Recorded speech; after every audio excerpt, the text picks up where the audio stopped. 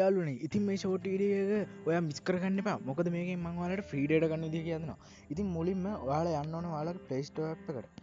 Play Store app එකට ගිහින් ඔයාලා search වලට ගිහින් search එක උඩ ක්ලික් කරන්න. ඊට පස්සේ ඔයාලා HTTP inject කියලා search කරලා මෙන්න මේ විදිහට install කරගන්න. ඉතින් ඔයාලට පේන ඇති මගේ data කීයක්වත් නැහැ මේ වෙන විදිහ. ඔයාලට පේන ඇති data කීයක්වත් නැතුව අපි බලමු කොහොමද කරන්නේ. ඉතින් ඔයාලා app එක ඉක්මනට open කරගන්න. app එක ඉක්මනට ඕපන් කරගෙන